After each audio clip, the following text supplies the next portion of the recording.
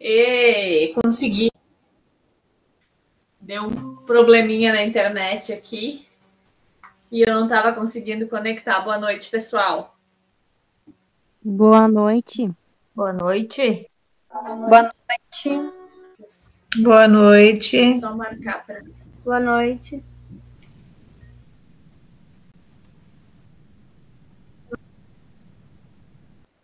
Adelaide, a Bruna, a Camila, a Claudete. Adelaide, a Bruna, a Camila e a Claudete. A Gislaine, a Jana e a Joyce.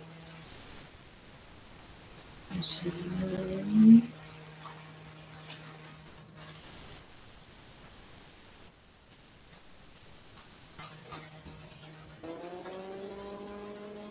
Larissa, Patrícia, Stephanie. Larissa. Patrícia. Stephanie. Mayra.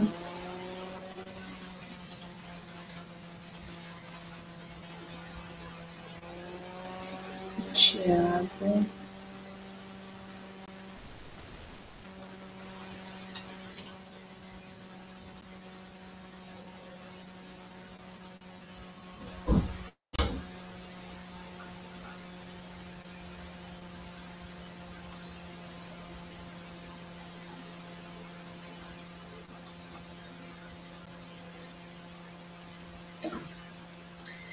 Vamos lá, então, pessoal. Vou compartilhar a tela aqui com vocês.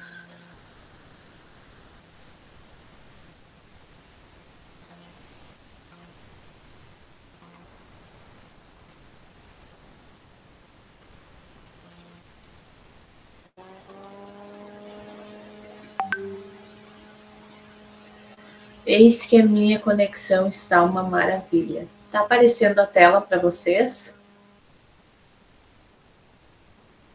Não. Não.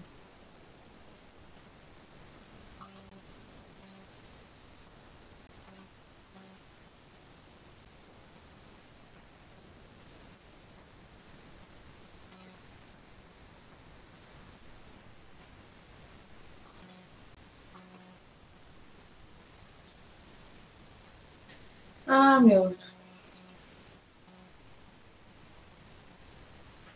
Aí não dá, né?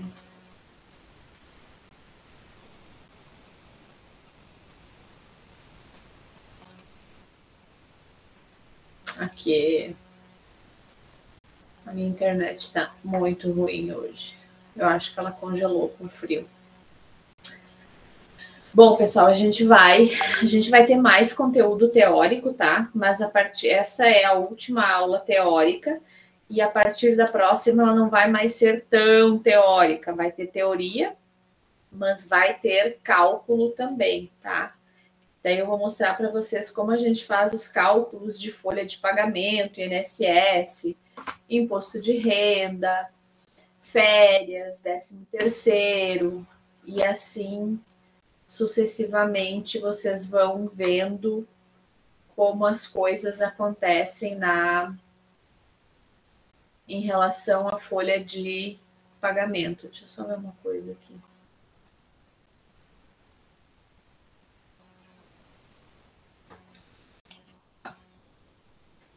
Vamos lá, então. Hoje nós vamos falar sobre jornada de trabalho.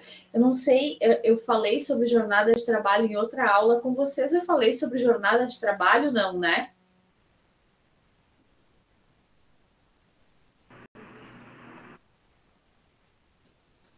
Alguém? Não, Prof. Não? Então tá. Então estou confundindo com a outra turma que eu dei jornada de trabalho. Chegou me dar um gelo na espinha aqui. Pensei, nossa, mas será? Porque é um tema tão recente. Eu falei, acho que há poucas semanas com eles sobre isso, por isso que parece tão recente para mim. De acordo com o artigo 4º da CLT, a jornada de trabalho é considerada como serviço efetivo o período em que o empregado esteja à disposição do empregador, aguardando ou executando as ordens, salvo disposições especiais expressamente consignadas. Assim, é contado como jornada de trabalho o tempo que o profissional realmente esteve à disposição da empresa. A jornada de trabalho é o período que nós ficamos na empresa, é o nosso horário de trabalho. Eu tenho 2 jornadas de trabalho. Eu tenho uma jornada de trabalho das 8 ao meio-dia, da 1 às 17h48 e das 18h30 até as 21h30 eu tenho outra jornada de trabalho, que daí é com a Ideal, quando eu dou aula para vocês. Isso é porque eu tenho 2 vínculos. Na verdade, na Ideal eu sou só prestadora de serviço, então não tem vínculo trabalhista, tá? Mas na cirúrgica eu tenho vínculo trabalhista. Então, a jornada de trabalho é o tempo que permanecer no local de trabalho ou executando tarefas que não fazem parte de suas atividades profissionais nesse período. Não é mais remunerado, vale para estudos, prática religiosa, relacionamento social, confraternização, bate-papo entre colegas. Eu vou para uma happy hour depois do horário de trabalho? Com a equipe da empresa, os meus colegas, vão alguns diretores, alguns fornecedores, uma reunião de trabalho. Isso é jornada de trabalho? Não, tu já estás em uma happy hour, não é considerado jornada de trabalho, não é pago como hora extra e não gera folga, ao contrário do que muitos pensam, tá? O artigo 58 da CLT diz que a duração normal da jornada de trabalho... Deixa eu só ver quem entrou aqui agora. A duração normal... Deixa eu só marcar, que senão depois eu esqueço. A duração normal da jornada de trabalho, ela é de 8 horas e não poderá exceder, desde que não seja fixado expressamente outro limite. Existem outros limites, existem outras cargas horárias e a gente vai ver isso. Não serão computadas e nem descontadas como jornada extraordinária as variações do horário no registro de ponto não excedente a 5 minutos. Isso significa que em cada turno, seja turno da manhã ou da tarde, a gente tem uma tolerância de 5 minutos para a hora extra, 5 minutos para chegar antes, 5 minutos para sair antes ou chegar depois. São 10 minutos no dia, 5 minutos por turno, que é o que a gente chama de tolerância do ponto. O meu horário é às 8. Eu cheguei às 8h04. Vai descontar 4 minutos de mim? Não, não vai. O meu horário é às 8 e eu cheguei às 8h06. Vai descontar 1 minuto de mim? Não, vai descontar 6, porque a tolerância é 5. Se tu tivesse chegado 8h05, não descontaria nem 1 minuto, mas tu chegou 8h06, vai descontar 6 minutos. Da mesma forma que o teu horário é às 8, se tu chegar às 8h54, tu vai ganhar 6 minutos extras. Se tu chegar, 7h54, vai ganhar 6 minutos de hora extra. Se tu chegar 7h55, tu não ganha hora extra, porque tu tá dentro dos 5 minutos de tolerância. Mas é 5 minutos por turno, tá, pessoal? Não é 5 minutos na entrada, na saída da manhã, na entrada e na saída da tarde. É por turno. O tempo despendido pelo empregado desde a sua residência até a efetiva ocupação do posto de trabalho, quer dizer, de casa até o emprego, e o seu retorno, seja caminhando, de ônibus, de carro, de helicóptero, de avião, não é computado como jornada de trabalho, ele não conta para tempo de serviço, ele não conta para completar a tua carga horária diária.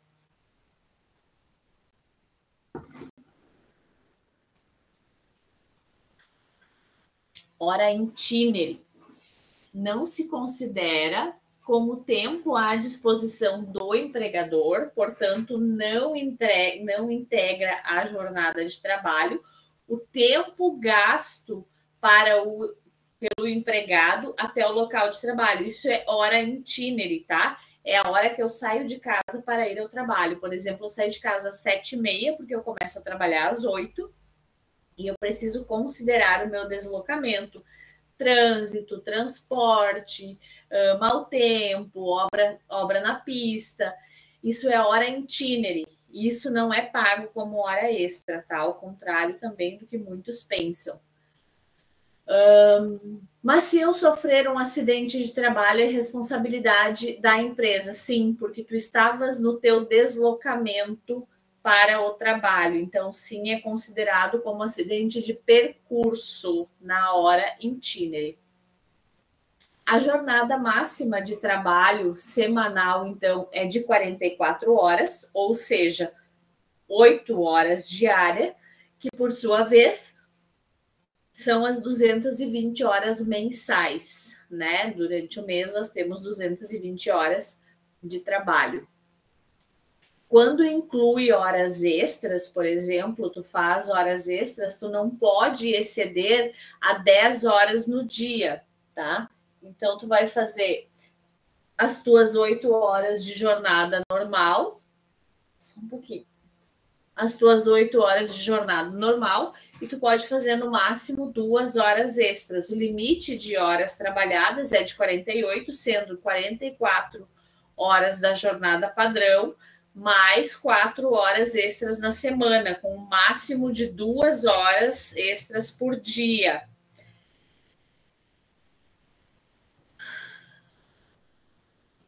No tocante à jornada de 12 horas, as empresas poderão contratar trabalhadores para cumprir jornada de 12 horas, porém, nestes casos, deve obrigatoriamente um intervalo de 36 horas. É aquilo que a gente chama de 12 por 36. Deixa eu só registrar aqui, que senão depois eu esqueço. Entrou foi o Jean e a Emily.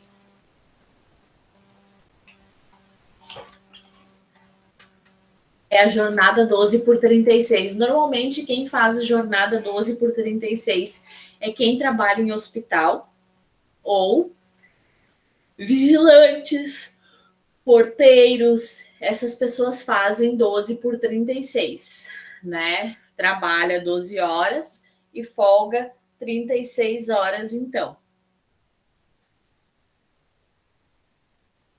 O intervalo da jornada de trabalho. O intervalo intra-jornada é aquele concedido durante a jornada de trabalho. É a folga do almoço, que tem que ser de no mínimo 1 hora, ou a folga do cafezinho, folga do lanche, de no mínimo 15 minutos. De acordo com a legislação também, pessoal, quem trabalha entre 4 a 6 horas por dia, não faz 8 horas, como é o padrão normal, obrigatoriamente precisa ter um intervalo de 15 minutos para lanchar, tá? E jornadas com mais de 6 horas, o intervalo deve ser de no mínimo 1 hora e no máximo 2 horas. Eu posso dar um intervalo de 3 horas? Não pode. O intervalo máximo é de 2 horas. Então, o cara vai trabalhar das 8 ao meio-dia, vai folgar para o almoço do meio-dia até a 1, do meio-dia até a 1h30, ou do meio-dia até as 2, aí volta a trabalhar às 2 da tarde, mas não pode fazer mais que 2 horas de intervalo. Isso como regra de ponto, tá, pessoal? Esses intervalos não são incluídas na jornada de trabalho, precisa cumprir 8 horas diária e o intervalo não computa, ele não conta. Por exemplo, eu trabalhei 4 horas de manhã, eu preciso trabalhar mais 4 horas de tarde para fechar as 8 horas do dia que eu preciso trabalhar. O meu intervalo de almoço, que é 1 hora, 1h30, 2 horas, não conta para fechar as 8 horas de trabalho. O texto legal que ainda está vigente tem as seguintes exigências com relação à concessão do intervalo intra-jornada. Para o trabalho com duração de até 4 horas, nenhum intervalo é exigido. Em jornadas de 4 a 6 horas é obrigatório um intervalo de no mínimo 15 minutos. E nas jornadas superiores a 6 horas, o intervalo mínimo exigido é de 1 hora e não pode ser superior a 2 horas. Salvo escrito em contrato coletivo ou contrário, mas nenhuma convenção coletiva prevê um intervalo maior de 2 horas, tá, pessoal? A possibilidade de redução ou fracionamento. O intervalo de 1 hora pode ser reduzido para no mínimo 30 minutos, desde que a empresa tenha a autorização do Ministério Público do Trabalho. Sem esta autorização, não é possível, não pode fazer, sob pena de a empresa ser autuada por fazer isso, tá? É preciso cumprir as exigências da organização, refeitório, trabalhadores não podem realizar horas extras, aí pode ter o intervalo de 30 minutos. Para a empresa mudar o intervalo de trabalho de 1 hora para 30 minutos, ela precisa cumprir uma série de regras com o Ministério Público do Trabalho. Não é tão simples assim. A reforma trabalhista de 2017 prevê um intervalo mínimo de 30 minutos, mas não é tão simples. A partir de amanhã todo mundo vai fazer só 30 minutos de intervalo. Não é tão simples assim. Tem uma série de burocracia que precisa ser seguida para se enquadrar nessa legislação. Quando o intervalo para repouso e alimentação não for concedido pelo empregador, este ficará obrigado a remunerar o período correspondente com acréscimo de 50%. Quer dizer, eu tenho direito a 1 hora de folga, mas eu fiquei trabalhando, eu não parei, toquei direto das 8 da manhã até as 6 da tarde, então tudo que excedeu no meu intervalo e no final do dia é hora extra. 50% é o que diz na CLT, mas as convenções coletivas podem ter um percentual de hora extra diferente. Sindicato do Comércio de Santa Cruz, eu sei que é 75% a hora extra. Aqui em Veracruz é 80% a hora extra, e assim vai mudando de acordo com cada sindicato. O intervalo interjornada é o intervalo de um dia para outro. É o tempo que eu preciso ficar fora da empresa de hoje para amanhã. É de no mínimo 11 horas consecutivas. Ou seja, eu saí hoje da empresa às 5h48, eu preciso cumprir, 17h48 no caso, né? Preciso cumprir no mínimo 11 horas consecutivas de intervalo. Se eu trabalhar até a meia-noite, isso significa que na manhã seguinte eu não posso ir trabalhar às 8 horas da manhã. Eu preciso cumprir um intervalo de no mínimo 11 horas. Então, se eu trabalhei até a meia-noite, eu vou contar meia-noite, 1, 2, 3, 4, 5, 6, 7, 8, 9, 10, 11. Eu só posso trabalhar a partir do meio-dia de amanhã. Então, se não cumprir o intervalo de 11 horas, a gente chama isso de hora suprimida. E a empresa precisa, sim, pagar as horas suprimidas ao empregado, assim como também, se em uma eventual fiscalização, os órgãos reguladores identificarem, a empresa pode ser autuada. O RH tem que tomar muito cuidado com essas horas suprimidas para que o pessoal não faça, tá? Porque isso gera problema para a empresa. Deixa eu ver o que mais aqui. O banco de horas. É permitido compensação de banco de horas trabalhadas com folgas, diminuição da carga horária. Isso é chamado de banco de horas. Por exemplo, lá na empresa eu estou fazendo o fechamento do banco de horas, conferindo o banco de horas das pessoas. Quem tem horas para tirar, eu estou pedindo que façam folgas, que folguem, que tire 1 hora por dia, tira um dia da semana de folga ou meio turno, para zerar o banco de horas, para baixar as horas do banco. No caso de compensação dentro do mesmo mês, o acordo entre o patrão e o empregado pode ser verbal ou por escrito. Só que é muito raro isso acontecer, a compensação dentro do mesmo mês. A reforma trabalhista de 2017, ela prevê que o acordo de banco de horas ele pode ser formalizado entre o empregado e o empregador sem a necessidade da interferência do sindicato.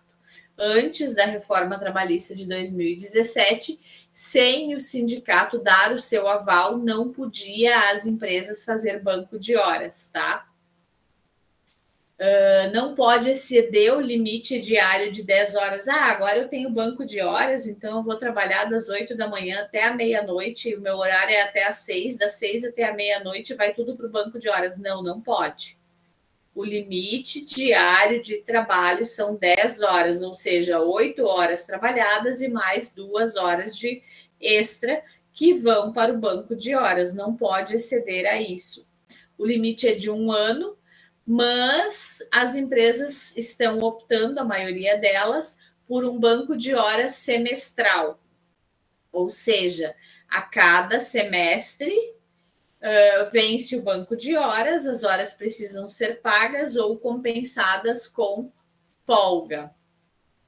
A negociação coletiva continua sendo obrigatória para banco de hora anual, tá? Quando o banco de horas for um contrato de 12 meses, a negociação com o sindicato é obrigatório. Agora, as empresas, para se enquadrarem na reforma trabalhista, fazem acordo individual de banco de horas com os empregados por um período de 6 meses. Por exemplo, dia 25 de junho fecha o nosso banco de horas e nós estamos atrás do pessoal para que tirem as folgas. Todo mês a gente está atrás do pessoal para resolver isso, tá?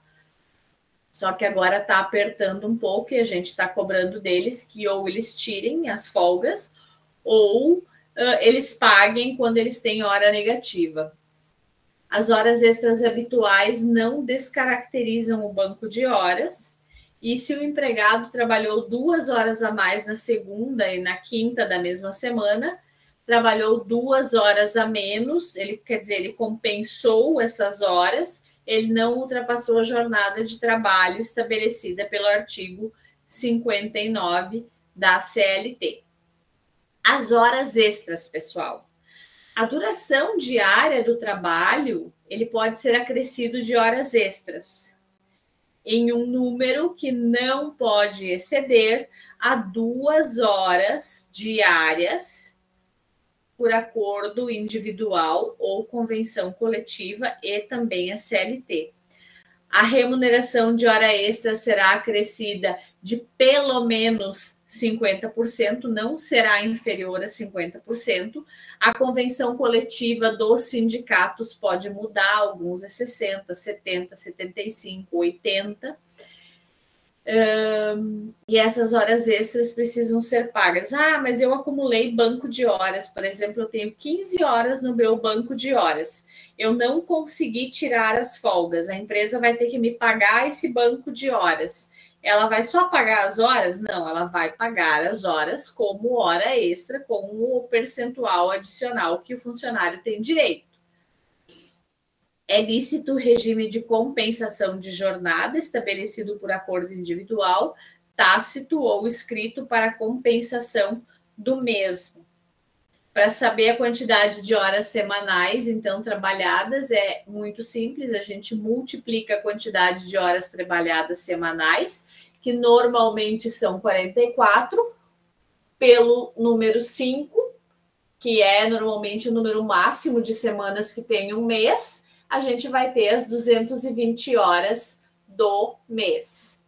E aí, o pagamento das horas extras funciona assim: eu vou pegar o valor do salário, vou dividir por 220 horas mês, que é o que eu faço, eu vou descobrir que o valor da minha hora trabalhada é de 10%, de R$10, desculpa, esses R$10 acrescido de 50%, que é a hora extra, é mais 5, então o valor da minha hora extra é de R$15.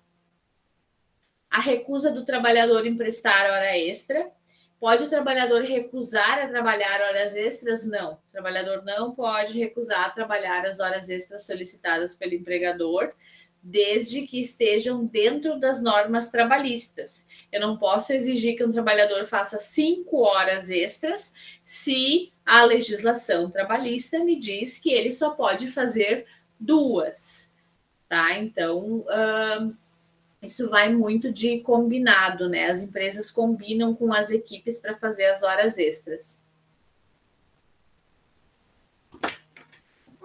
O DSR. O DSR é o descanso semanal remunerado. É o valor que a gente ganha quando faz hora extra. A gente faz um número X de hora extra e recebe um descanso semanal remunerado sobre isso. E como é que se faz? O descanso semanal remunerado ou repouso semanal remunerado é um valor que já está embutido no salário do empregado, que ele é pago por quinzena ou mensal, e ele representa os domingos e feriados que não são trabalhados no mês, mas são pagos integral. Quando que eu tenho direito ao DSR? Quando eu tenho hora extra, por exemplo, a empresa precisa pagar esse DSR. É um lapso de tempo de pelo menos 24 horas consecutivos, onde o empregado terá uma folga durante a semana, a cada 7 dias, uma folga. A Constituição Federal de 88, em seu artigo 7º, fala que o repouso semanal remunerado preferencialmente deverá ser aos domingos. E existe jurisprudência na Justiça do Trabalho de que ao menos uma vez seja ao domingo.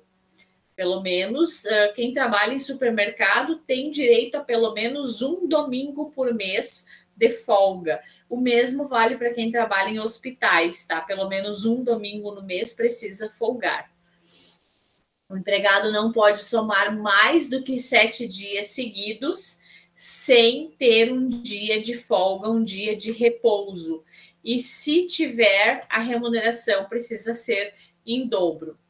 Então, quando o DSR entra no conceito de hora extra, o DSR sobre as horas extras foi estabelecido pela Lei 7.415 de 85, pela súmula 172 do Tribunal Superior do Trabalho, que determinam que as horas extras extraordinárias habitualmente prestadas devem ser computadas com o cálculo do DSR.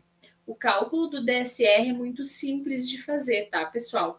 É o número de dias úteis que tem no mês, a gente conta de segunda a sábado, dividido pelo número de dias não úteis. Dias não úteis são os domingos e os feriados. Junho, por exemplo, tem 25 dias úteis e 5 dias não úteis. A incidência do DSR sobre as horas extras mensais são pagas na folha e é um direito assegurado dos funcionários, tá? O não pagamento gera passivo trabalhista e as empresas são condenadas a pagar.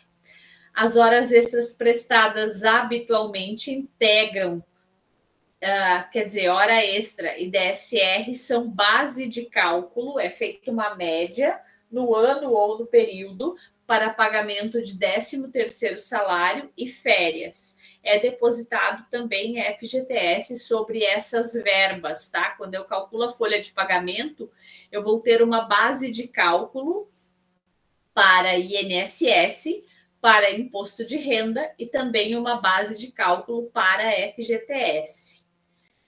Todas as verbas que são incidentes desses impostos geram uma base de cálculo, que normalmente é o salário bruto, no caso do INSS e do FGTS, e o imposto de renda é o salário bruto menos o INSS menos os dependentes, aí se tem a base de cálculo. Uma semana que vem eu vou mostrar um pouco para vocês como se calcula isso. De acordo com o novo entendimento, embora o custo com hora extra mensal permaneça o mesmo, o reflexo do aumento se dará no pagamento de férias e 13º.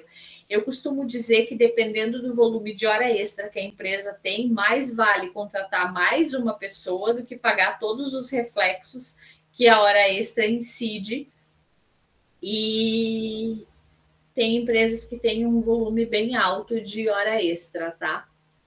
Para não incorrer nesse aumento, as empresas poderão se valer da reforma trabalhista e adotar o banco de horas. E aí tenta fazer a compensação ou não, e nem sempre as pessoas conseguem tirar a folga, né, para compensar. É considerado habitual a prática de hora extra quando elas ocorrem mais de 2 vezes por semana, pelo menos 2 semanas consecutivas no mês, aí é habitual, e isso não é muito legal, tá? Esse cálculo pode ser feito de 2 formas.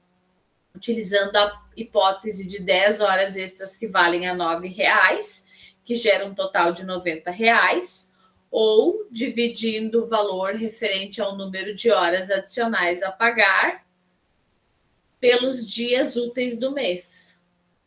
Deixa eu só ver quem chegou aqui agora.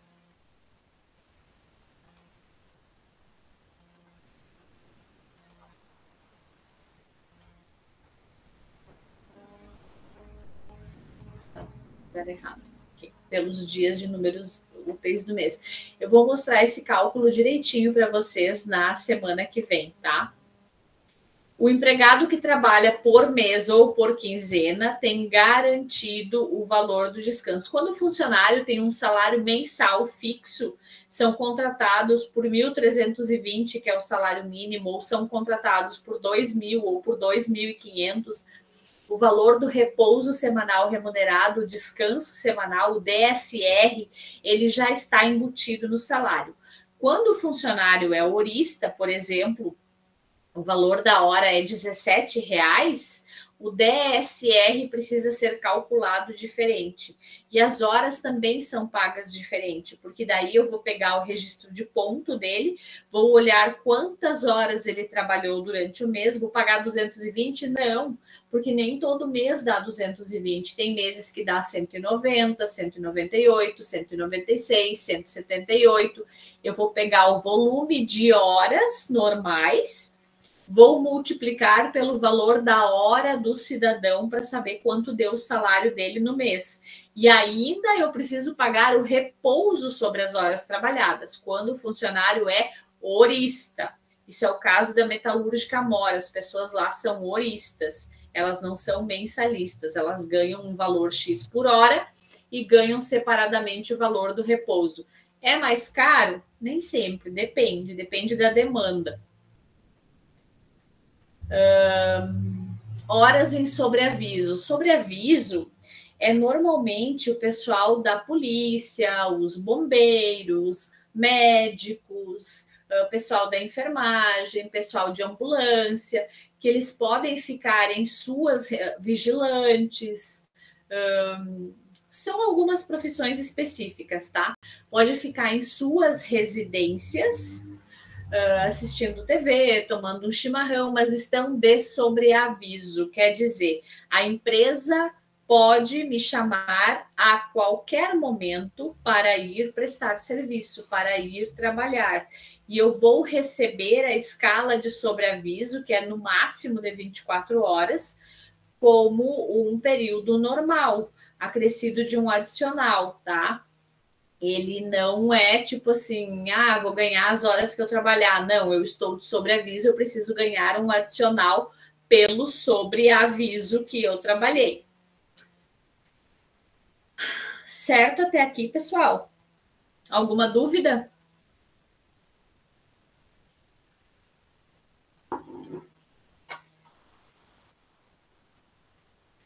Vou seguir.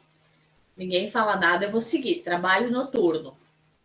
O adicional noturno, ele é pago quando a pessoa trabalha das 10 horas da noite de um dia, por exemplo, a pessoa vai começar a trabalhar às 10 horas hoje à noite e vai trabalhar até às 5 horas de amanhã, ou não.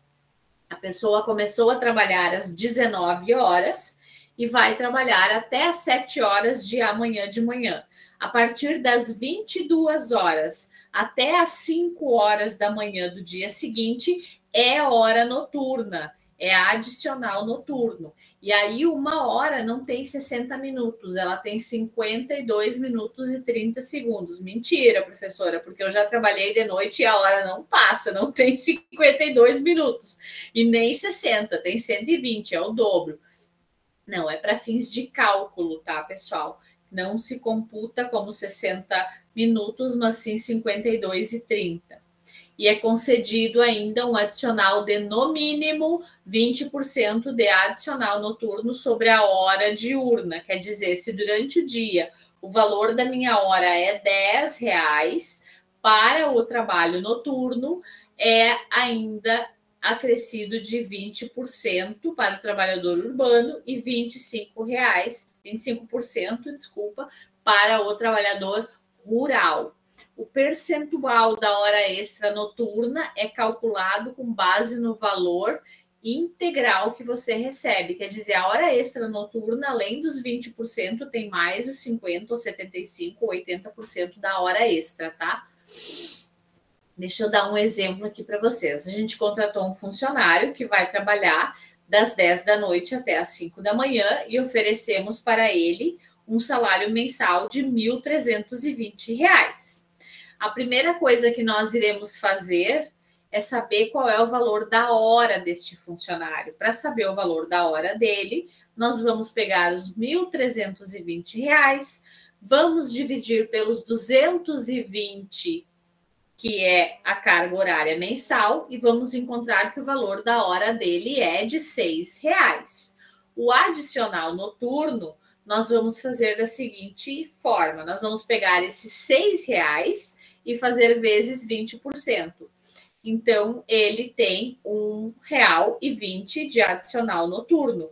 O valor da hora noturna deste funcionário é os R$6, que é a hora normal, mais R$1,20, que é a hora noturna.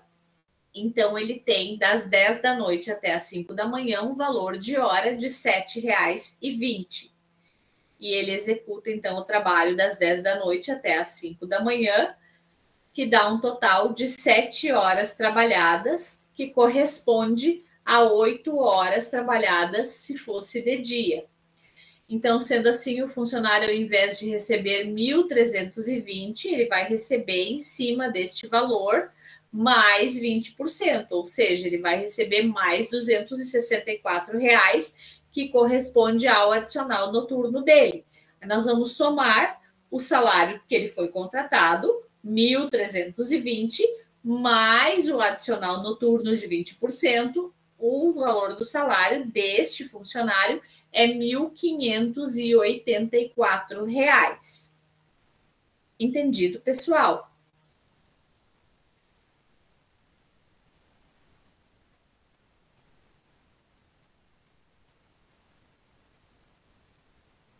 Sim, prof. Eu ia ficar quieta até que alguém me respondesse. As horas extras no período noturno, então, pessoal. As horas extras no período noturno, que é das 22 até as 5 da manhã, nesse quadro abaixo ele mostra qual é a variante, tá? O cara trabalhou das 10 até as 11, 1 hora, tem uma redução de 7 minutos e 30 segundos, então ele fez 52 minutos e 30 segundos. Ele teve um total de 7 horas trabalhadas, que dá 52 minutos e 30 segundos de redução. Aí, dessa forma, a legislação definiu que essas 7 horas noturnas trabalhadas equivalem a 8 horas. Nesse caso, um trabalhador só pode ter mais 1 hora acrescida à sua jornada, visando o período de descanso para refeição. O empregado que trabalha 7 horas e recebe 8 horas para fins legais é uma forma encontrada pela legislação de repor o desgaste biológico que a pessoa enfrenta de trabalhar à noite. Eu vou dizer para vocês assim, ó, que trabalhar à noite é extremamente desgastante. Posso dar como exemplo para vocês a minha mãe, que já está aposentada há mais de 15 anos. Ela trabalhava à noite no hospital. E ainda hoje ela tem noites que ela passa a noite em claro, e aí de manhã, quando o meu despertador toca, que ela começa a ter sono, quando eu vou sair para trabalhar e que ela está começando a dormir, muitas vezes eu entro no quarto para dizer para ela que eu estou saindo para ver se está tudo bem, e aí que ela está dormindo. E aí eu já nem acordo ela, nem falo nada, só dou uma olhada e saio, porque ela passou a noite acordada. Então, a súmula 60 preceitua o seguinte: cumprida integralmente a jornada no período noturno e prorrogada esta, devido é também o adicional quanto às horas extras prorrogadas. Assim, se o trabalho iniciar no período noturno e se estender após as 5 da manhã no dia seguinte, estas horas a mais também serão acrescidas de 20%. Os adicionais de insalubridade e periculosidade. O que é o adicional de insalubridade? O adicional de insalubridade, de acordo com o artigo 189 da CLT, ele é devido pelo trabalho realizado em atividades que atendem contra a saúde humana, acima dos limites toleráveis, por exemplo, calor, frio, risco químico, risco de radiação, risco de contaminação, entre outros. E ele pode ser de 10%, de 20% ou de 40% sobre o salário mínimo, e aí vai depender de grau mínimo, médio ou máximo. Existem, pessoal, sindicatos que determinam que o adicional de insalubridade seja pago sobre o piso da categoria. Esse é o caso do Sindicato da Construção Civil, tá? O adicional de insalubridade é pago sobre o piso da categoria e não sobre o salário mínimo nacional. E o cálculo também pode acontecer sobre o salário mínimo regional. Algumas empregadas domésticas que têm a insalubridade, elas têm sobre o piso regional. É obrigatório o fornecimento de EPIs pelas empresas. Quando existe a insalubridade, eu preciso fornecer o EPI de acordo com o risco, tá? Aí é botina, óculos, luva, capacete, e avental, macacão, depende da atividade insalubre que a pessoa vai executar. Eu preciso fornecer o equipamento de proteção individual. A NR15 é quem regula essas atividades insalubres. Quem determina se tem insalubridade ou não?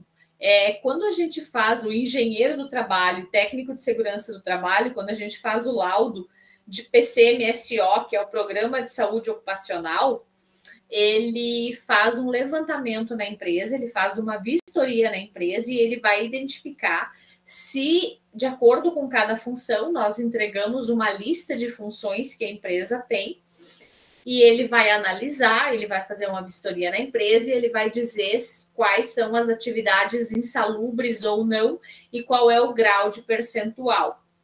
Por quê? Porque quando a empresa recolhe o INSS, ela paga um percentual a mais para o governo, porque as pessoas que recebem insalubridade e periculosidade, elas têm aposentadoria especial. Isso quer dizer que reduz o tempo de serviço. E também tem uma outra coisa: quem trabalha em hospital ou em ambiente insalubre ou periculoso, depois de aposentado, se optar por continuar trabalhando, o vínculo empregatício só poderá se manter se a pessoa deixar de prestar o serviço em ambiente insalubre ou periculoso. Tá? Por exemplo, a recepcionista do hospital ganha insalubridade? Não, ela não ganha. Aí se aposentou uma técnica de enfermagem lá na UTI e ela ganha insalubridade. Mas ela quer continuar trabalhando. Ela pode ser recepcionista do hospital? Pode, porque não é insalubre. Ela pode trabalhar na farmácia do hospital? Pode, porque não é insalubre. Ela pode continuar trabalhando na UTI? Não, porque é insalubre. Ela não pode mais ser técnica de enfermagem. Ela tem que ser qualquer outra coisa que não seja insalubre. O adicional de periculosidade. São perigosas as atividades que implicam contato permanente com inflamáveis ou explosivos em condições de risco acentuado, de acordo com o artigo 193 da CLT. Ah, professora, eu posso receber insalubridade e periculosidade? Não, tu não pode receber os dois. Ou vai ser insalubre ou vai ser periculoso. O adicional de periculosidade, ele é pago sobre o salário profissional, sobre o salário efetivamente recebido.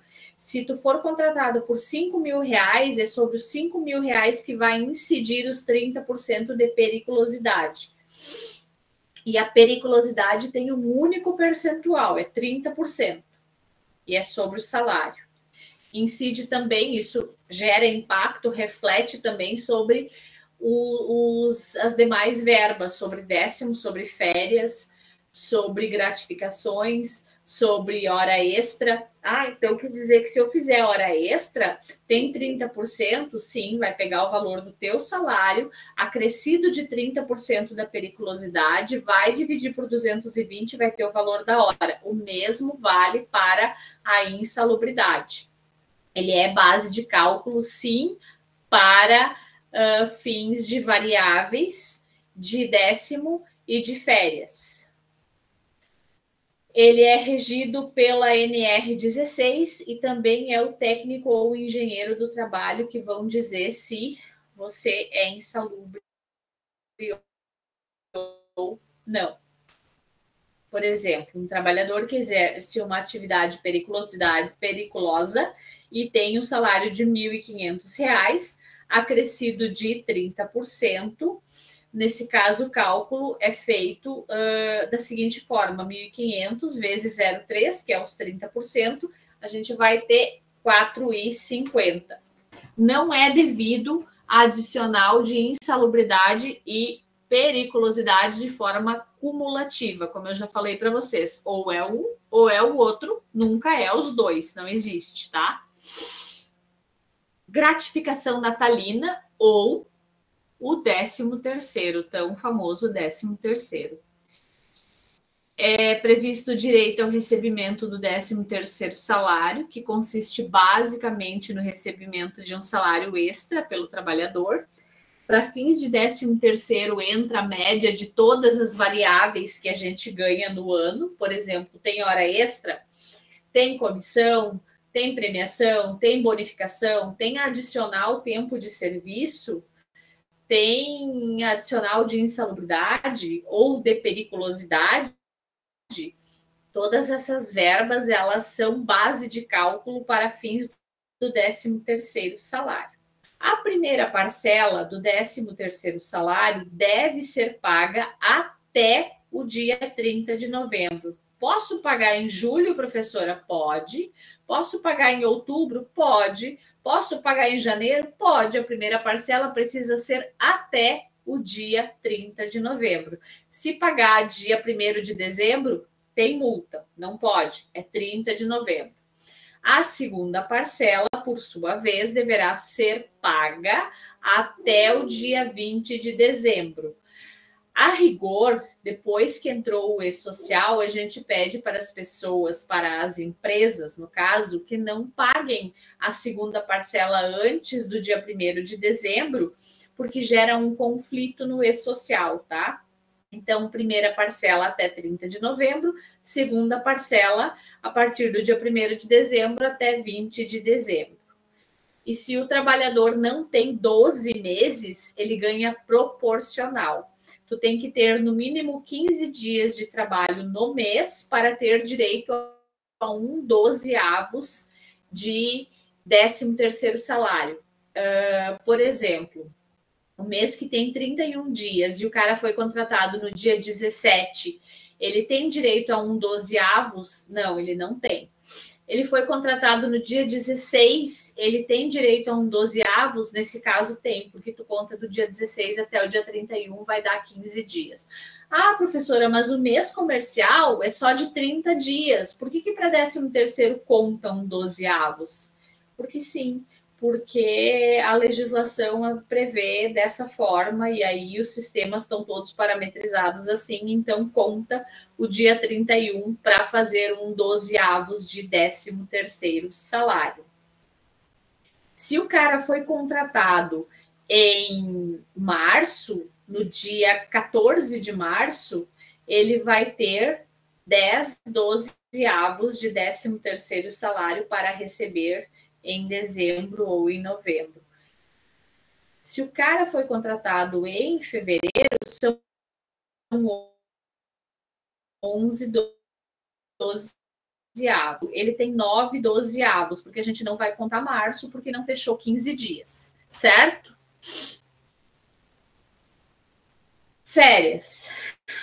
As férias, a gente tem direito após um ano de trabalho, salvo exceções, quando existem as férias coletivas.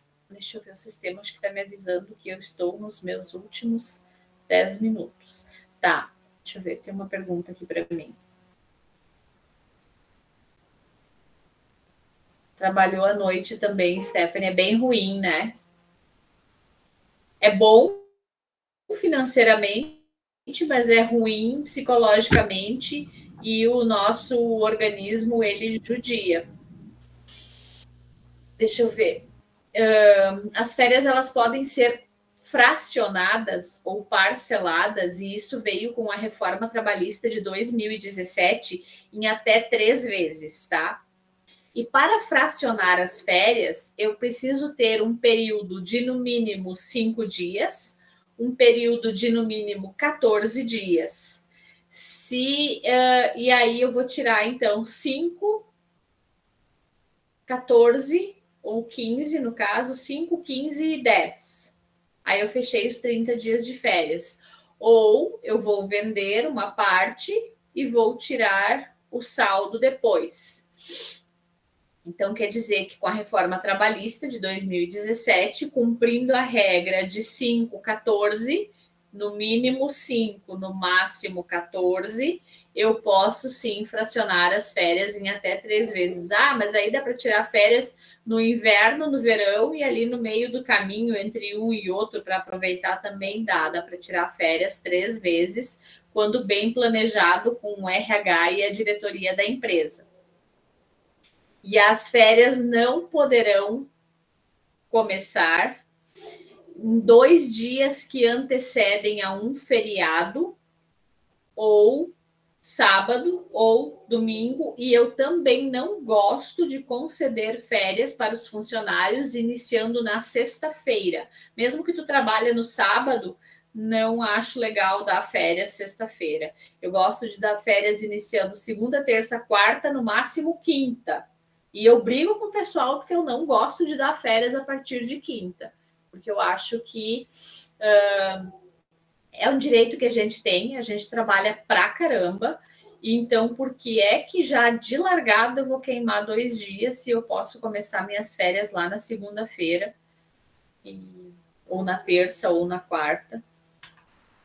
O trabalhador pode vender no mínimo 10 dias, mais do que isso não, tá? Pode, então, fazer 20 dias de férias e vender 10? Pode. Pode fazer 20 dias e vender 10. Porém, contudo, todavia, no entanto, entretanto, você não pode ter menos de 18 anos para fazer isso e nem mais de 50. Eles eram obrigados, antigamente, a tirar os 30 dias de férias. Com a reforma trabalhista, a lei agora permite que o trabalhador de qualquer idade possa parcelar também as suas férias. Mas eu tenho funcionários com mais... Vai cair a minha chamada. Não, é a Stephanie que quer falar. Fala, Stephanie. Prof, mas esse é um direito meu ou a empresa pode exigir que a gente não possa vender as férias? É assim, Stephanie, quem determina o período... de acordo com a CLT, a empresa que determina o período que tu vai tirar as férias. Ela pode, por exemplo, tu pode pedir férias em julho e a empresa pode te dizer que não, que em julho ela não pode te dar férias por causa da demanda de trabalho, tá? A empresa determina o período de gozo de férias, mas solicitar o abono de férias é um direito teu e a empresa precisa avaliar o seu caixa e ver a viabilidade. A maioria das empresas opta, sim, em fazer o abono de férias, 20 dias e compra 10, porque é melhor para eles. Eles vão ficar, por exemplo, eu vou ter uma mão de obra a menos por 30 dias, e se eu comprar 10 dias das tuas férias, tu vai voltar antes para trabalhar. Para mim, como empresa, é melhor. Para ti é benéfico também, porque tu ganha esses 10 dias pagos. Entendi. Obrigada. Pessoal, eu vou fechar essa chamada e vou abrir um link novo, porque ela vai fechar. A chamada mesmo vai fechar agora. Então, eu vou parar a apresentação e vou criar um link novo e já chamo vocês, tá? Que eu tenho mais conteúdo para passar.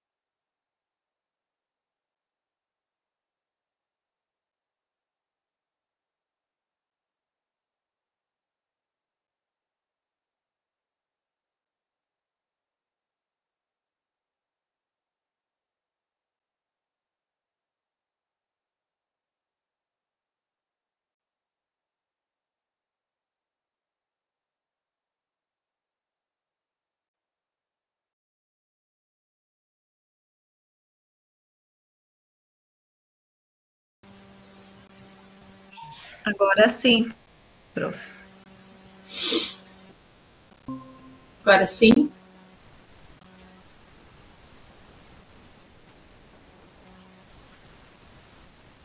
Ai, preciso pedir para minha irmã ligar amanhã para o pessoal da internet para ver o que está acontecendo, que está tão ruim.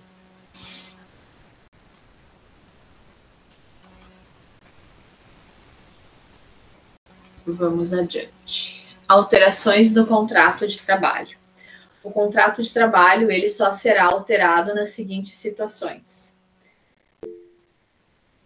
Deixa eu ver. Uma dúvida na insalubridade. A maioria das fumageiras não pagam insalubridade, mas seus funcionários que trabalham na mecânica e na elétrica. Para os seus funcionários que trabalham na mecânica e na elétrica. Não se trata, Jean, do que eu acho ou do que eu penso a respeito, tá?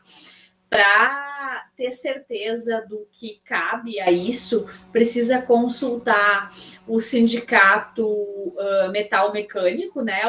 Como são mecânicos e são eletricistas, é o sindicato dos metalúrgicos. Mesmo que a fumageira responda especificamente ao sindicato do fumo, eu esqueci o nome desse sindicato, ele é ali na Capitão Fernando Tatti, precisa dar uma olhada na convenção coletiva do sindicato e na convenção coletiva do sindicato dos mecânicos. Eu não tenho certeza, o meu afiliado trabalha na Sindicato da Alimentação, isso aí. O meu afiliado trabalha na mecânica da JTI e eu acho que ele ganha insalubridade. Eu não tenho certeza, mas eu posso perguntar para ele. E tu pode dar uma conferida no sindicato dos metal mecânico, dos metalúrgicos. Eu acho que ele é ali na Fernando Ávila, ali perto onde era Philip Morris, sabe? Do outro lado da rua. Acho que é a Câmara de Vereadores agora ali. O pessoal do sindicato vai saber te responder se é devido ou não a insalubridade para os mecânicos. Eu entendo que sim, tá, Jean? Porque vocês têm contato com graxa, com óleo, com aqueles parafusos pesados, cada parafuso do tamanho de uma perna, né? E eu acho que é devido, porque, tipo, a graxa, dependendo do tipo da graxa ou do óleo que tu vai passar, vai colocar na máquina, pode ser corrosivo, vai ter contato com a pele, mesmo que eles dão EPI, a gente sabe que os mecânicos não obedecem, né? E também apertar um parafuso com uma luva, de que é aquelas luvas de couro de vaqueta, né? Aquelas luvas de couro de vaqueta, vai apertar um parafuso daqueles de luva para ver se tu tem tato. Não tem, né? É mega ruim de trabalhar com isso. Então, precisa realmente olhar a convenção coletiva dos dois sindicatos, o Sindicato da Alimentação e o Sindicato Metal Mecânico, para ter certeza se tem cobertura para essa equipe de trabalhadores das fumageiras, tá? Eu não tenho certeza, eu nunca trabalhei com fumageiro, eu trabalhei no escritório de contabilidade que prestava serviço para uma empresa de mecânicos e esses prestavam serviço para uma fumageira. E eles tinham, sim, insalubridade, porque eu fazia a folha de pagamento deles e eles eram vinculados a esse sindicato ali da Fernando Abbott. Eu acho que ainda é ali o sindicato. Também faz tanto tempo que eu não tenho contato com eles que eu já nem sei mais, mas eu acho que é. Dá uma olhada nisso, tá? Que eu acho que vai clarear um pouco mais as tuas ideias. A alteração de contrato de trabalho só pode ser realizada se ambas as partes concordarem com a mudança, por determinação da legislação, quando o funcionário muda de cargo ou ele é promovido, ou por rescisão de contrato. Existem muitas situações que ocorre rescisão de contrato, que pode ser tanto por iniciativa do empregado quanto do empregador. Deixa só eu ver que eu acho que mais alguém aqui me chamou. Não. Suspensão do contrato. No caso da suspensão do contrato de trabalho, não há prestação de serviço, não havendo também o pagamento de salários e nem contagem do período de afastamento como tempo de serviço. E a suspensão ocorre nas seguintes situações: auxílio-doença após o 15º dia. É sabido de todos que, se vocês apresentam um atestado de 15 dias e no 16º vocês não podem voltar a trabalhar, até o 15º dia a empresa paga o salário. Depois do 15º, a partir do 16º dia, é por conta da Previdência Social, e aí se encaminha um auxílio-doença, o funcionário passa por perícia. O contrato é suspenso em caso de aposentadoria por invalidez ou enquanto durar a aposentadoria por invalidez ou até o óbito. Por encargos públicos, por exemplo, é vereador, é prefeito, é juiz classista, suspende o contrato de trabalho quando é CLT para prestar esse serviço. Representante sindical eleito, o contrato é suspenso porque tu vai deixar de trabalhar na empresa e vai trabalhar no sindicato. Suspensão disciplinar, tu cometeu uma falta grave na empresa, em vez de uma advertência disciplinar, tu recebeu uma suspensão disciplinar. Ou em caso dos funcionários fazerem greve, vai todo mundo se acorrentar no portão da empresa, não vai trabalhar. Esses dias não são pagos, tá? E isso conta como suspensão de contrato. Existem situações que os grevistas recebem os dias pagos, existem, porque recorrem judicialmente, o juiz manda pagar, porque do contrário, não, a empresa não precisa pagar. Faltas injustificadas ao serviço também é suspensão de contrato. Acidente de trabalho após o 15º dia, quando o funcionário fica afastado, a mesma situação, vai para a perícia do INSS, ou se encosta, como o pessoal costuma dizer, né? Ah, tá encostado, cadê o fulano? Tá encostado na parede, né? Imagina, não, ninguém quer ficar doente para entrar para a Previdência, mais do jeito que as coisas estão.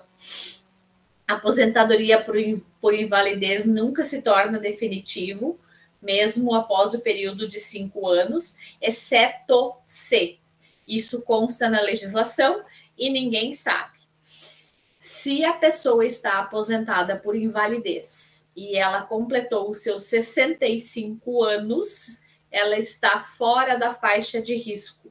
O INSS não pode, como o pessoal fala, desencostar, não pode suspender, não pode cancelar mais a aposentadoria por invalidez. Neste caso, o funcionário com 65 anos ou mais, aposentado por invalidez, quando essa concedida judicialmente, não poderá ter o seu benefício cancelado sob pena de recurso judicial, inclusive dano moral, tá, pessoal? Isso tá na legislação, lá naquelas entrelinhas bem pequenininhas que ninguém lê, mas tá lá. O funcionário com prisão preventiva ou temporária também é uma suspensão de contrato, apesar de não consolidado na lei trabalhista, mas existe uma jurisprudência, então, para isso. Condenação com trânsito em julgado, não sendo trabalhador beneficiário da suspensão da execução de pena, convolando em justa causa o pacto laboral. Por exemplo, tu matou alguém, tu tá com uma prisão temporária, tu consegue habeas corpus, tu volta, tu prova na justiça que tu tem emprego, que tu é uma pessoa de bem, etc e tal, mas o promotor público consegue provar que tu matou aquela pessoa realmente, e o juiz julga, te culpa, te condena, tu vai preso, e isso te faz perder o emprego, é demissão por justa causa neste caso. Se o funcionário for funcionário público, se esse trabalhador for funcionário público concursado, ele é inclusive exonerado. E ele pode ter que responder para o órgão público ao qual ele estava concursado em devolver do período do crime, da data do crime até a data do julgamento, se ele ficou recebendo o seu salário, ele pode ser condenado a ter que devolver esse dinheiro para o órgão público por ele ser um criminoso, tá, pessoal? Então é bem complicado o negócio, o buraco é mais embaixo. Às vezes as pessoas falam assim, é mais fácil eu matar e roubar do que trabalhar. Não, não é. É bem complicado. Tem uma colega de trabalho dramática pra caramba, né? Eu adoro ela de paixão. E aí, quando ela quer alguma coisa, quando ela quer me pedir alguma coisa, ela chega para mim e fala assim, ó, Luzinha, eu podia estar matando, eu podia estar roubando, mas eu tô aqui te pedindo, eu só quero um bombom, tu pode, por favor, me dar um bombom? É muito engraçado, porque quando ela entra na minha sala dizendo que podia estar matando, podia estar roubando, mas eu vim te pedir... eu já sei que o drama é certo e é comida que ela quer, 99% das vezes, quando ela vem falando, matando, roubando, é comida que ela quer. A qualificação profissional para participação do empregado promovido pelo empregador. Durante esse período, o empregador não poderá despedir o empregado desde o afastamento até 3 meses após o retorno. Quer dizer, tu te afasta para fazer uma qualificação profissional. Tá? Sob pena de arcar com multa em favor do empregado, em valor previsto em convenção ou acordo coletivo, no valor mínimo correspondente à última remuneração mensal deste empregado, anterior à suspensão do contrato, além de todas as verbas trabalhistas. A interrupção. Na interrupção do contrato, o empregado continua recebendo salários, que aí continua contando a contagem de tempo de serviço. Isso se trata de uma suspensão parcial, uma paralisação temporária da prestação de serviço, com a manutenção do pagamento de salários e alguns efeitos do contrato de trabalho. É aqueles 15 dias de atestado, tá, pessoal? Isso é a interrupção. Depois do 16º dia, ele não é mais interrupção, e aí ele é suspensão. Quando tem óbito do cônjuge, o marido, no caso, ou a esposa, no caso, do ascendente ou do descendente, em até 2 dias consecutivos, existe a interrupção do contrato, porque é o atestado de óbito que dá esse direito para as pessoas. E o atestado de óbito, é importante vocês lembrarem que ele vale em linha reta, ele vale para o mala do marido, tá? E ele vale em linha reta. Todos que nasceram depois de mim, na minha linha, meus filhos, meus netos, meus bisnetos, todos que nasceram antes de mim, na minha linha reta, minha mãe, meu pai, meus avós, meus tataravós, não vale para tios, tias e acessórios, não vale para sogra, o atestado de óbito não vale para sogra, não precisa chorar no velório da sogra, não vale para o sogro, também não precisa ir chorar no velório do sogro, vai trabalhar que tu ganha mais do que chorar no velório dessa gente. É brincadeira, tá, pessoal? Só brincando, só para descontrair. Às vezes a sogra é boazinha, vale a pena a lágrima, né? Mas às vezes a sogra é caninana, que não vale a pena a lágrima. Ou como a gente costuma brincar, né? Uma serpente rastejante, nem todas elas são, algumas são umas flores, né?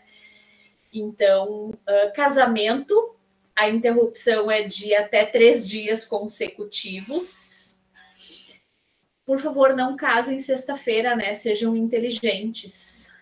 Olha o RH dando dica, né? Hashtag fica a dica. Casa quarta-feira, que daí tu folga quarta, quinta e sexta, e tu ainda tem mais sábado e domingo para furunfar, né? Se tu casar sexta-feira, aí tu perdeu o sábado e o domingo e não valeu a pena casar. Como se houvesse lua de mel, né? A lua de mel acontece toda antes do casamento, depois do casamento é quebra-pau. Nascimento de filhos para a mãe são 120 dias, não é 4 meses, pessoal, é 120 dias consecutivos. E para o pai, a legislação mudou, agora são 5 dias, antes era 2, agora são 5. Para doação voluntária de sangue, também é uma interrupção de contrato, de 1 dia de atestado para doação de sangue, no período de 2 meses. Não adianta de 6 em 6 meses ir lá doar sangue e querer tirar um dia de folga, que não vale.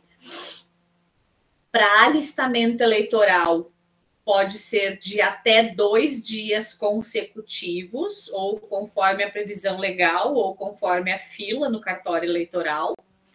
Para prestação de serviço militar, no tempo que tu estiver servindo, se tu vai servir por 12, 18, 24, 5 anos, o contrato do militar, do rapaz ou da moça, porque agora tem moças também que servem ao exército, né? Fica interrompido. A empresa, no caso do serviço militar, a empresa precisa continuar depositando o fundo de garantia, tá? O militar faz jus a isso. Nos dias que estiver realizando exame vestibular para ingresso em ensino superior, essa também é uma falta justificada, não desconta do salário, tá?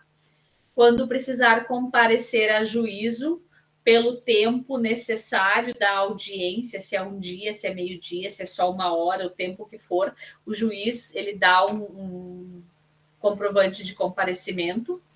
Afastamento por doença de até 15 primeiros dias, né? Que aí a empresa é responsável por pagar os salários e a contagem de tempo ela corre todo para efeitos legais. Em caso de acidente remunerado, os primeiros 15 dias também é uma hipótese de interrupção do contrato de trabalho e é a empresa que paga. As férias anuais remuneradas também é uma hipótese de interrupção do contrato de trabalho. O repouso semanal remunerado domingo também é uma interrupção do contrato de trabalho. E era isso. Agora, o salário família. O salário família, há um tempo atrás, ele tinha 2 ou 3 faixas. Tinha 3 faixas lá no começo, quando eu comecei a trabalhar com isso. Depois ele tinha 2 faixas de pagamento e agora ele tem 1 faixa só de pagamento, isso já faz uns 2 ou 3 anos. E só faz jus, só tem direito ao salário família quem recebe uma remuneração mensal líquida bruta de até R$ 1.754,18. Se tu ganhar R$ 1.755, não ganha salário família. R$ 1.754 até 18 centavos, ganha R$ 59,82 por filho de até 14 anos. Tá? O filho tem mais de 14 anos, não tem direito ao salário família. Ganhou mais que 1.754, não tem também direito ao salário família. O salário maternidade. O salário maternidade é um benefício pago à trabalhadora em caso de nascimento do filho, vivo ou morto, em caso de aborto não criminoso, aquele aborto espontâneo que acontece, em caso de adoção ou de guarda judicial para fins de adoção, de até 120 dias. Isso aqui é uma coisa legal de falar, tá, pessoal? Há um tempo atrás, nem muito tempo assim, uma mãezinha lá em São Paulo teve o seu bebê, que nasceu prematuro, nasceu de 6 meses, e ele ficou por 6 meses na UTI, neonatal.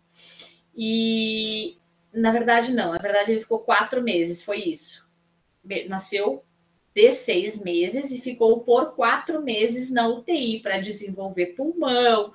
A criança teve várias complicações e a mãe estava naquela, vai para casa, volta para o hospital, vai para casa, volta para o hospital. Quem já acompanhou quando nasce um prematuro, a romaria que é e o sofrimento que é para essas mãezinhas, imagina bem o que essa criatura passou. No dia que o bebê teve alta da UTI, ela tinha que voltar a trabalhar, porque acabou a licença maternidade dela.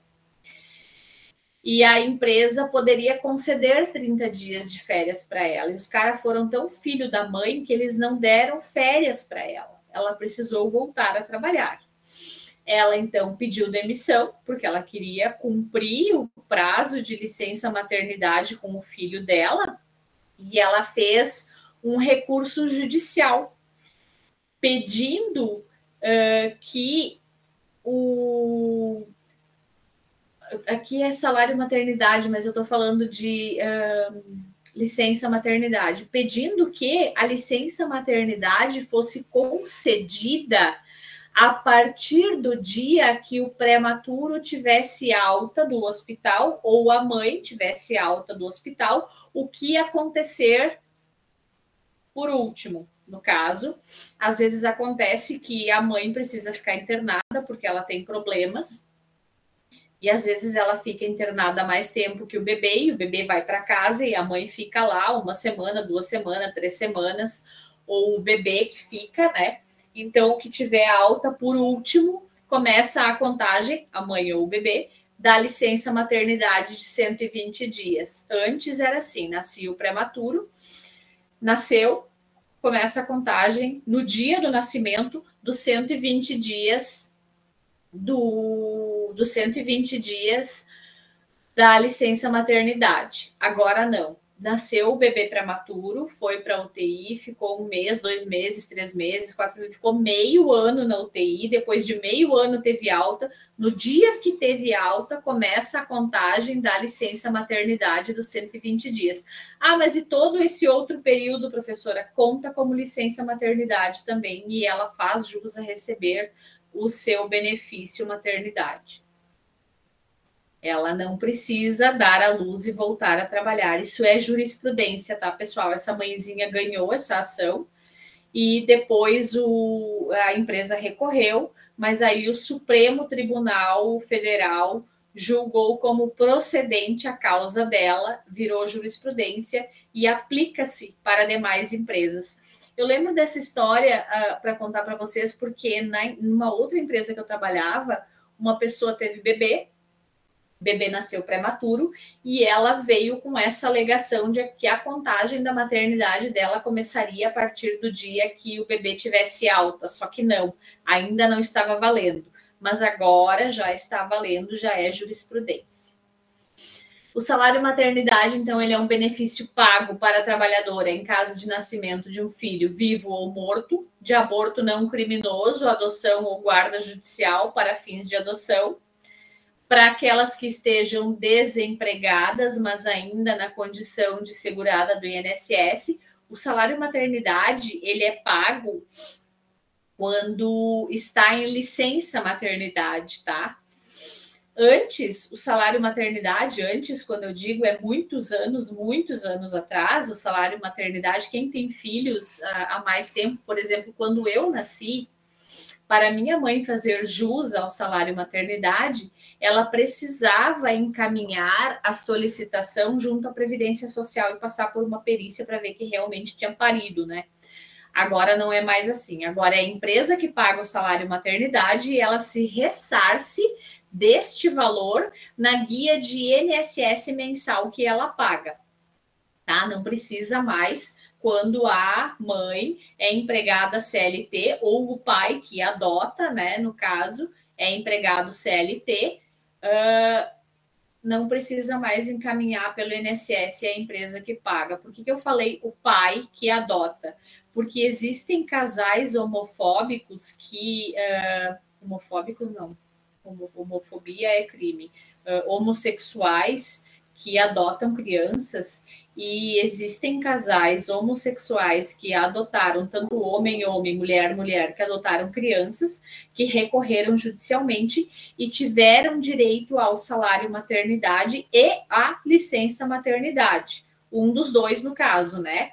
Ou A ou B, ou A ou B, no caso de homem, mulher também tem direito a salário maternidade. Isso também eu acho que já virou uma jurisprudência, porque já tem alguns casos ganhos no país. A empregada deve solicitar o benefício diretamente na empresa que trabalha. No caso, eu simplifico a situação, tá? Tá de licença maternidade, elas me mandam a cópia da certidão. Primeiro, elas tiram um atestado de 15 dias antes do bebê nascer para ficar em repouso, porque quando está na finaleira da gestação, quem já esteve grávida sabe, as mamães viram umas bolotas, os pés incham no talo máximo, que mal conseguem caminhar. Então, 15 dias de atestado, a partir dali eu já sei que vem a licença maternidade. Nasceu o bebê, a primeira coisa que elas fazem é mandar foto para todo mundo na empresa, e aí na sequência logo eu recebo uma foto ou uma cópia. Às vezes o pai vem todo orgulhoso trazer a certidão de nascimento para a gente, e aí a gente já coloca no sistema em licença maternidade, e quando acaba a licença maternidade a gente já dá mais 30 dias de férias, que é para babar bem a cria, para não mandar logo para a creche judiaria dos bichinhos lá pegar gripe e bronquite e rinite e aquela mão, pé, boca, é um monte de coisa que pegam nessas creches aí, que é melhor contar com as vó, né? Vamos deixar com as vó, deixar as vó mimar, melhor que judiar nas creches. A empregada, então, solicita na empresa, o RH pode simplificar a situação, pode aceitar uma foto por e-mail ou pelo WhatsApp, não precisa fazer a mãe se deslocar até a empresa para levar uma cópia da certidão de nascimento. Antigamente não existia tecnologia, tinha que levar, né? Mas agora a gente pode facilitar. E aí a empresa se compensa do valor pago de salário para esta mãe na guia de INSS. E o que é o salário maternidade? O salário maternidade é só o meu salário mensal? Não, é o teu salário mensal mais as tuas variáveis. Eu ganho comissão, então, dos últimos 12 meses, a média das tuas comissões, tu vai receber como salário maternidade. Eu tenho adicional tempo de serviço, vai receber como salário maternidade também. Eu tenho horas extras dos últimos 12 meses, as médias das tuas horas extras serão também para salário maternidade. Então, quer dizer, ela não tem prejuízo, a empresa também não tem prejuízo, porque o INSS ressarce, entra um desconto direto na guia do INSS. A empregada MEI e os demais trabalhadores precisam pedir o benefício pelo INSS. Antes, tinha que marcar perícia e levar documento lá e etc. Agora, pelo aplicativo do meu INSS no celular, faz tudo por ali, não precisa nem botar o narizinho lá, a olhar para aquelas criaturas mal-humoradas. A contribuição sindical das empresas e dos empregados tornou-se facultativa a partir da reforma trabalhista de 2017. Quer dizer, eu pago a mensalidade sindical, a contribuição aquela de um dia no ano, se eu quiser. Eu escrevo de próprio punho lá para a empresa que eu faço a minha oposição sindical e eu não quero pagar nada para esses caras, e a empresa então não pode me descontar. Não quero pagar mensalidade, nem a contribuição sindical, nem o imposto sindical, nem assistencial, não quero dar dinheiro para eles. Faço uma declaração de próprio punho e não contribuo. Existem sindicatos aqui na região que só aceitam se tu for lá no sindicato e disser para eles que tu não quer contribuir. Eles não aceitam a declaração de próprio punho. Então, o RH precisa ficar ligado e comunicar ao funcionário, quando contratado, de que ele precisa passar no sindicato e fazer a oposição sindical. Ajuda de custo e diárias de viagem, quando as viagens são a serviço, que a pessoa se ausenta do local de trabalho para realização de serviço externo, participação em reunião, evento, congresso, treinamento, desenvolvimento pessoal, com ida e volta superior a 80 quilômetros. A ajuda de custo é paga em uma só parcela para empregado, capaz de atender a certas despesas. Existe uma regra de pagar na folha de pagamento, mas a maioria das empresas tem um cartão corporativo. E neste cartão corporativo tem um limite. Por exemplo, na empresa que eu trabalho é assim: eu preciso fazer uma viagem, vou participar de um congresso, serão X dias, e eles vão me entregar o cartão corporativo e vão me dizer: olha, Luciane, tu pode gastar X reais com hospedagem, tu pode gastar X reais por dia com alimentação e tu pode gastar até X reais com Uber ou táxi ou o que for, se eu não for com o carro da empresa, e tu precisa trazer todas as notas com o CNPJ da empresa para prestação de contas. Quando eu volto de viagem, eu entrego o cartão, eu entrego todas as notas, elas tiram um extrato do cartão lá pelo aplicativo que elas têm no financeiro, elas batem nota e extrato, comparam, fechou, fechou, se não fechou, eu tenho que pagar para elas a diferença que eu gastei a mais, porque eu não comprovei o gasto da despesa. É mais ou menos assim, é mais simples, é mais fácil do que envolver folha de pagamento. Certo, pessoal? Restou alguma dúvida para vocês? Não? Não. Então, era isso para hoje. A parte mais teórica acabou, estava antes de começar a aula de vocês aqui olhando o meu material.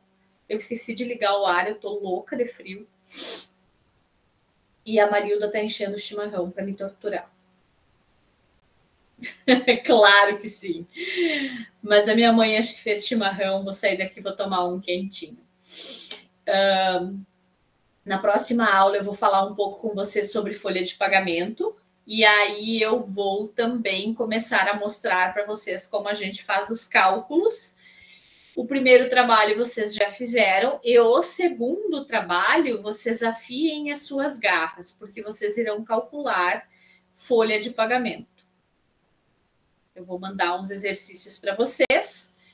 Claro que eu vou ensinar a fazer, mas eu vou mandar os exercícios, e esses exercícios vão valer 4 pontos, tá? Não é difícil, eu forneço todas as tabelas de INSS, de imposto de renda, e eu explico tudo bem direitinho como é que se calcula, e vocês vão ver que é bem legal. Vão gostar, vocês vão pegar a folha de vocês no final do mês, vão poder conferir e ir lá brigar com o RH. Certo, pessoal? Então, um beijo quente no coração de vocês, porque hoje está muito frio. Vamos tomar um banho quente, uma sopa quente, bora para a cama. Que amanhã tem mais. Certo? Boa semana, pessoal. Boa noite a todos. Boa semana também, obrigada. Boa noite. Tá brincando comigo, né, Vânia?